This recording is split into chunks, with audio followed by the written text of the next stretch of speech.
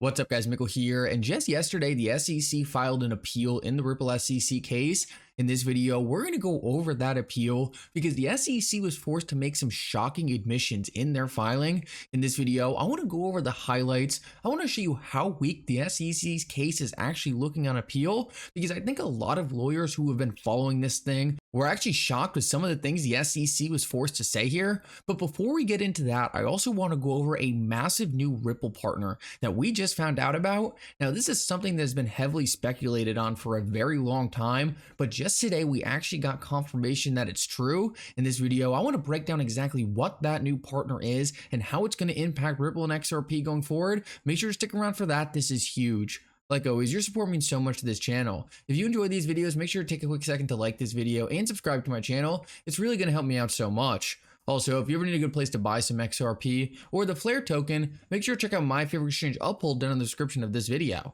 With that said though, let's jump right into it, and I hope you guys enjoy the content. So I want to start this video off and just quickly go over a brand new amendment that's coming to the XRP Ledger, because this is something that caught a lot of people off guard. No one thought this was coming. Even the best researchers in this space who really focus on the technicals, people like Crypto Erie, were completely caught off by this. So what's going on here is it looks like an amendment was just put out for the XRP Ledger to actually add oracles. Now this is super exciting because essentially what an oracle does is it allows a blockchain to get data from the outside world. Essentially, these could be things like market prices, exchange rates, interest rates, and even things like the weather. But what it does is it actually links a decentralized blockchain to this centralized world. Now, this is really exciting because this is going to add a whole bunch of new functionality to the XRP Ledger that a lot of people never thought would even happen. This is going to allow tokenization. This is going to allow a more seamless experience and have much more advanced products built on top of the ledger. It's stuff like this that's really going to start encouraging a lot of development on the ledger.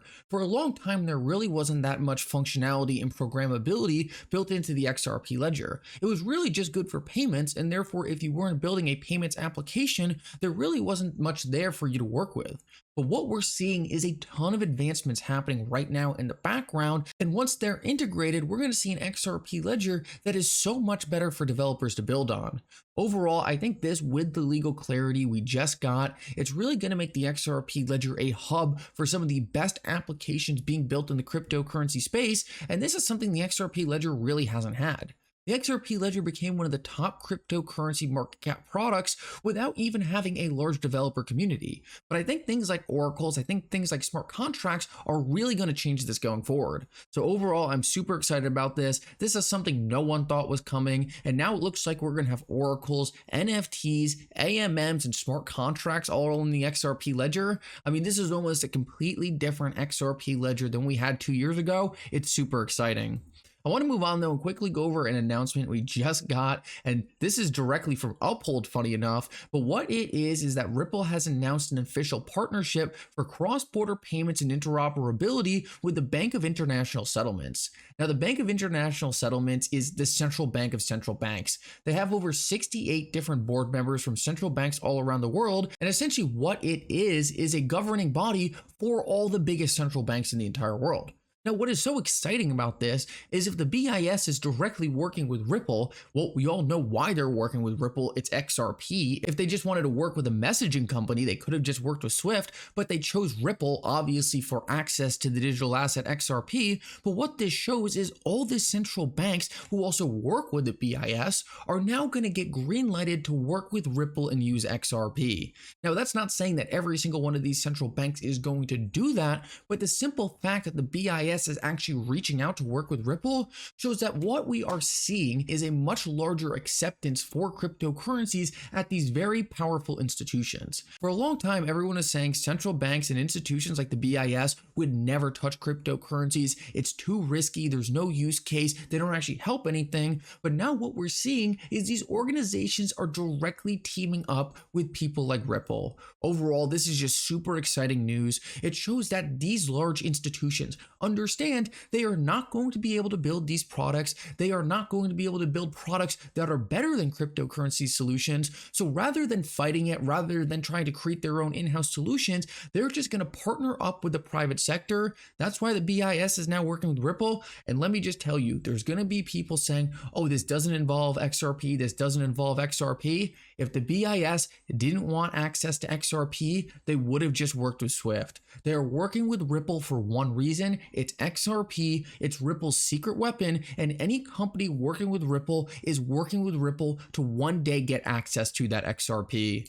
So now I want to move on and actually talk about what happened in the Ripple SEC case yesterday, because something pretty shocking actually happened in the SEC's filing, and that was the SEC literally came out and admitted for the first time it is no longer trying to call XRP a security.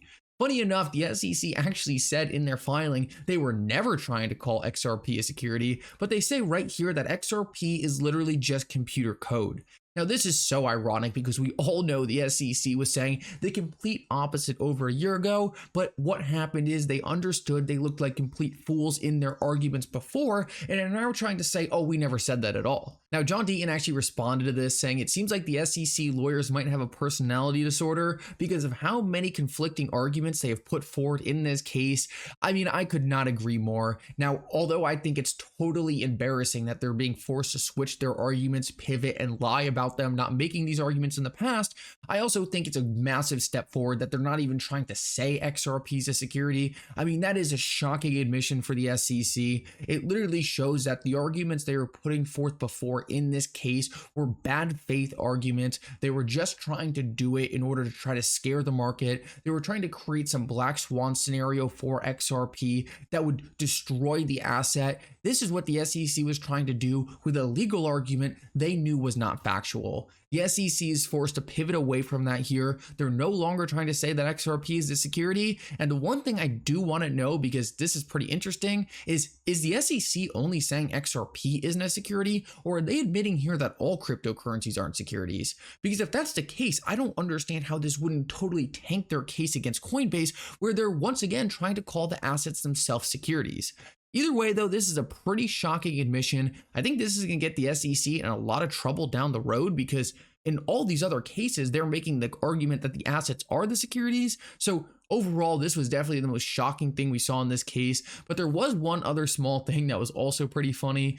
In the SEC's case, they literally say that reasonable judges can differ on whether crypto sales on exchanges can be investment contracts. So they're saying, okay, well, it's up for debate whether or not transactions on exchanges are investment contracts, but they're still charging Brad Garlinghouse and Chris Larsen for knowingly and purposely breaking the law in terms of selling their XRP on these exchanges. So the SEC is saying in their argument, okay, it's totally up in the air. We're not really sure how judges are going to look at this, but they're also saying in that same case that Brad Garlinghouse and Chris Larsen should have known since 2013 that them selling XRP on these exchanges were 100% securities transactions.